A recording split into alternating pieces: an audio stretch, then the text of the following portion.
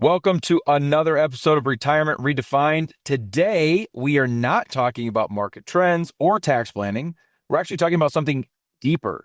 Retirement is sold as a finish line, but for many, it's more like a blank page. What do you do when the calendar is empty and the identity of CEO, nurse, dad starts to fade? We're going to dig into that into this episode. Hey everyone, welcome back to Retirement Redefined. As always, I'm Brad Gotto, CEO of Fiat Wealth Management, and here with me is my co-host, Carly Carlson, CEO of Fiat Tax. Carly, how are you? Hey Brad, good to be here. I'm doing well. We talk a lot about you being in baseball life, and I feel like my life lately is lacrosse. I have 3 kids playing lacrosse right now. We've had lacrosse tournaments every weekend. I'm spending all day, 8 a.m. to 8 p.m. on lacrosse fields, and it's a whole new world. It's a whole new world. I'm feeling like you. I don't understand Oh, lacrosse. I don't understand lacrosse at all. I mean, I'm not saying I don't like it. I just don't get it. I grew up in rural Iowa, and I'm getting older. There was none no. lacrosse. I mean, I don't even know how old I was the first time I heard of lacrosse. there wasn't lacrosse where I grew up in Oregon either. So this is new to us. Were you a hockey kid? Were you into hockey growing up? No, Oh, in Iowa, they spell hockey okay. wrestling. Yeah, there's No, none hockey okay, either. okay, We didn't even have a team. okay. Well, So, that's also the same in Oregon. But having kids that play hockey, lacrosse is very much like hockey on a field. So, yeah, um, yeah. And I'm not a big hockey. I I'm gonna calm all the tempers that just flared of all you Minnesotans. I will watch hockey. I will root for the Wild. It's just not, it's not my go-to. That being said, Carly, we are here to talk just a little bit about this adjustment into retirement. After what am I, my 19th year in financial services, I always thought like when you're planning for retirement as a financial advisor, and then obviously you've got a different purview from the tax side of things and working with, I know you work with a lot of business owners and, getting them into business exits or maybe even a traditional quote unquote retirement, as we might call it. I always thought it was like all spreadsheet driven. Like as long as we can get the spreadsheet and the numbers to make sense, that your retirement is going to be amazing.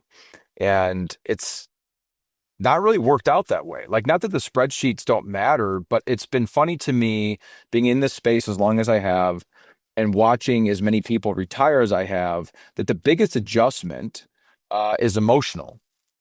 And it's around identity, it's around structure, it's around purpose, and kind of redefining, uh, paying homage to the podcast here, what their life is all about. And so what I want to talk about today and what I'm hoping we can kind of expand upon is that transition. And what does that mean to get into retirement and kind of redefine what your life looks like? And so I'm going to throw it back to you.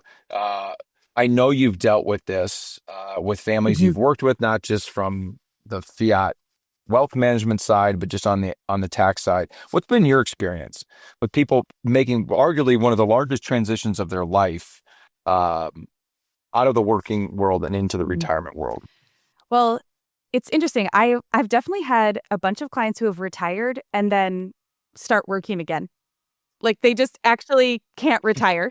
So that's a really interesting space to be Yeah. in. And you're so right. It's emotional. It's not about the financial. It wasn't that they needed to work to make some more money in their retirement. I think especially a lot of my clients being, entrepreneurs and business owners, they had a career where they were building something and they had ownership over what they Yeah. built. And so being retired and no longer like that creative energy all of a sudden doesn't have anywhere to go. And there's nothing that you're kind of like responsible over in the same way. That's not, you have your home and your health and family still that you're taking care of, but it's just not the same. And so I found a bunch of my clients who have gone Yeah. back to work, maybe not full time, but they just can't, they're not enjoying their retirement in the way that they thought. And they might have had grand plans Yeah. for travel and grandkids and all of these amazing things that they were like, yeah, I'm going to retire so I can do X, Y, and Z. And then they got there and it didn't bring the fulfillment that they thought that it was going to bring. Yeah. Yeah. I think of two Yeah. things when I think of this. Number one is Tom Brady. The guy won Yes. 7 Super Bowls and he retired. You think that's enough? Nope. Yeah. He comes back because all he had ever done was play football. Yeah. That was his whole identity. And so when he went off into the sunset with all more money than he could spend in Mhm. a lifetime, he came back because of the purpose and identity he found in football. The other example is kind of a more sad one. Have you seen the movie Shawshank Redemption? Brooks, the character Brooks in that movie, he was kind of a lifer in prison, and then he's up for parole multiple times in the movie, denied, but he finally is granted parole, gets out into the real world, and they cut to him a couple different times, kind of struggling to find his footing. Where, you might think of like your working years as like a prison, like Brooks was in that movie, but then he gets out and experiences what he thought was going to be this ultimate freedom, but because all he knew was prison. He tried to commit a crime to go back to prison. And when they wouldn't let him go back, he ultimately took his life in that movie. Now, that's an extreme example, but that's what I think of. Like, we just get so used to something and finding identity in something. And sort of, you get a lot of people that have worked in the same industry, maybe not the same job. That's kind of a dying breed, right? The people that worked at the same company for 30 years, 40 years, they're still out there, but I feel like they're going extinct. um, but at least in the same industry, or even just worked. And so that you get to retirement and it manifests the way that you're talking about, where it's like, gosh, now what do I do? And so let's talk about the identity piece of it really quick. Um, because a lot of us, it's not just the paycheck. We think it is, and that's what you start it for, but that you end up finding identity in it, right? And so what's one piece of advice you would give our listeners of finding new identity or different identity in retirement, or something you've seen work for one of your Yeah. families? Well, I think the other piece I'll add that layers on top of this is a lot of times retirement also kind of parallels the same timeline of family transitions. So, like that empty nester phase. And so, a lot of times, Yep. you're working your career and you're pouring into your kids. And so, then all of a sudden, you retire and you hit empty nester phase kind of at the same time. And so, you've lost that energy you pour into your kids and the energy that you pour into your work. And so you're kind of floundering in both areas. So one of the things I would say is look at like what hobbies do you have outside of your work and your family and how you can develop those hobbies all throughout your career so that when you retire, that's something that still continues. Brad, I know you're a big golfer. I love to garden and I really love to cook. Yeah. Uh, I would say I would Oh, say I like to golf. I didn't say how good you were. I just okay. Good, because the answer is I'm not. I like to tell people I get my money's worth. I pay the same greens fees as everybody else. I just swing a lot more than them. I'm just paying less per swing. Anyway, I No. derailed us because my ego wanted to make sure that everybody understood that I'm not good Yeah. at golf. Cooking and No, gardening. that's okay. Sorry. Carry I just gonna on. say, so I think having a rhythm in your life that is still gonna continue when you retire so that something doesn't change. So what's a hobby? Yeah. What's something in your life that you want to keep pouring into and start to develop that while you're working so that as you hit retirement, that continues. That would be one of my really big tips. And then kind of testing out. I actually just had another client who called me. He's kind of semi-retired. He now is like a speaker, consultant, like coach. And his idea was that he was going to spend the rest of his time with his grandkids. And he started doing that. He called me and he was like, "Oh man, like Yeah. can't do it. This is not for me. Thought it was for me, not as much as I thought I could invest, right? Like I can do it, but not every day of the week like I Yeah. thought I was going to do."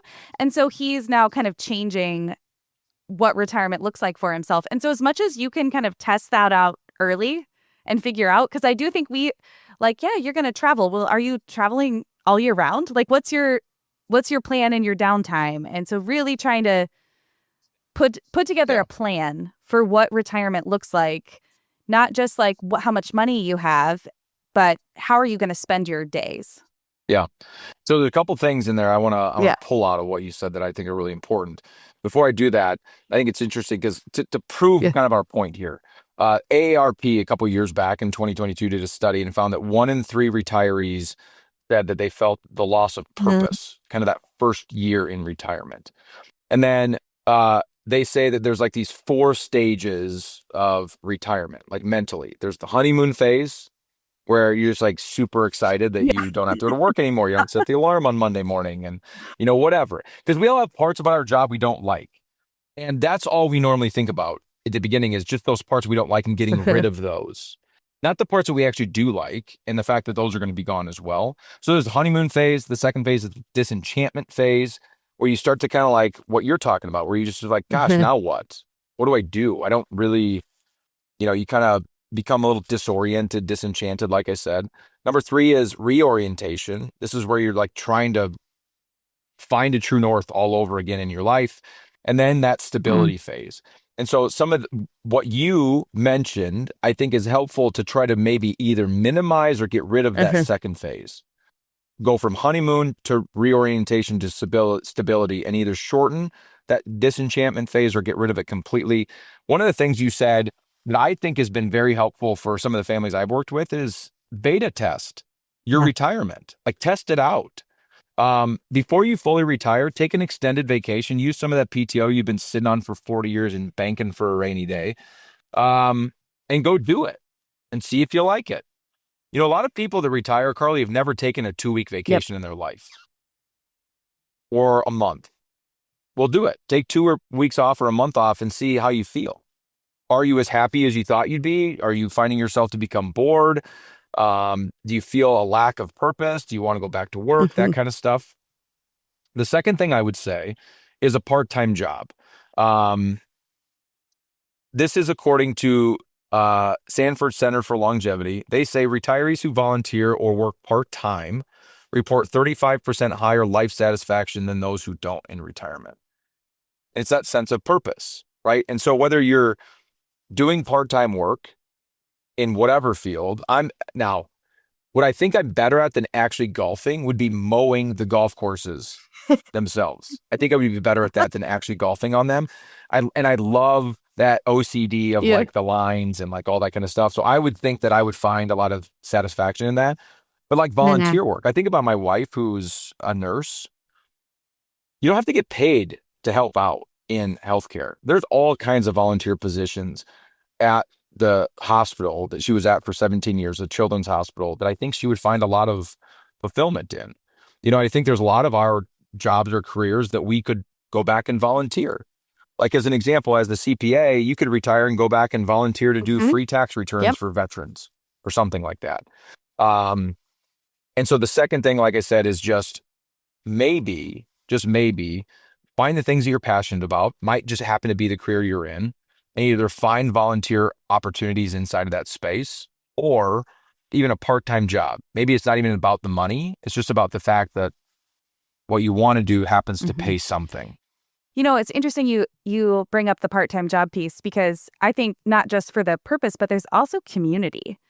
And when you go to work every day and you Yeah, have like the people that you work with and you see and you've invested into their families and what's going on and you talk about work every day and now all of a sudden that's gone. The people outside of your home. And so if you yeah, don't have like a really kind of rich community around your family and then you go to retire, I think that can also feel very isolating and lonely. And so having a space to go back to work or to volunteer, to go back into the community and build relationship again, I do think is important. And loneliness, yeah, you mentioned boredom earlier as like a big hurdle, but I think loneliness is another one. for sure. Absolutely. That's a really good point. Now, another kind of nuance to that I want to bring up before we give some practical advice and wrap this up is it's not necessarily about staying busy. It's about being engaged. Mm. And it's there's a nuance to what you already said. And I think there's a massive difference in that. I've said multiple times in different episodes, and I say it to a lot of the families we work with directly. I believe that if you look at the human body and the brain as the machine running our body, like we're built for purpose. I just believe that Mm. as a machine, we're built to give back. We're built for purpose. And when we don't have that, we struggle. And so don't look at it from the perspective of I just need something to do. I need busy work. It's about staying engaged in And things that you're passionate about. So a couple reflective things I want to leave the listeners with. Number one, what makes you feel purposeful today? Like, what are the things you find purpose in today? And then how can you keep those things alive in retirement? Because some of that purpose might actually come from your job. And are there things and parts of your job that you find purpose in that you can yank out and do part-time or do as a volunteer or keep in your life in some capacity? That would be number one.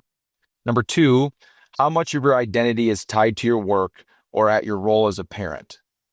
Like, ask yourself those questions. Like, those are hard questions to ask and be honest with yourself, but really important to do. And then the third thing would be, what would a meaningful week look like if no one needed anything from you? It's a tough question. It is. When I wrote that down, I was like, I don't even know how to answer that question. Yeah. But I just feel like I got so many people that have access to my life and, need things, which I'm not complaining about, to be very clear. But I have no idea. Like, I don't know how to answer that question. So you might have to sit with those for a while to come up with that. But I think those are three really good things to think through before you kind of transition. And this could be even take away retirement. It could be selling your business to go into something else because you built that business and that business is kind of your baby. This could be becoming an empty nester. We work with a lot of families that aren't necessarily at retirement age, but they're just at that phase where the kids are moving out. And that's a whole different deal. But really good questions at different phases of life. So with that being said, everybody, again, it seems like a broken record sometimes on this podcast, but it's obviously not just all about the money, right? It's about finding meaning. It's about finding purpose and identity. And so if you want to talk through those questions that I just left you with, those are big questions. We would love to have those conversations and give you practical advice that not only we've seen work for families that we work with, but also that we've seen work with ourselves, because we have to ask ourselves these questions all the time, and love an opportunity to have these fun conversations outside of just the spreadsheet. So thanks for joining us for another episode of Retirement Redefined. I'm Brad Gotto, as always, here with my co-host, Carlson. We'll see you all for the next episode. Bye. Thank you for listening. Don't forget to click the subscribe button to be notified when new episodes become available. The information covered and posted represents the views and opinions of the guests and does not necessarily represent the views and opinions of Fiat Wealth Management. The content has been made available for informational and educational purposes only. The content is not intended to be a substitute for professional investing advice. Always seek the advice of your financial advisor or other qualified financial service provider with any questions you may have regarding your investment planning.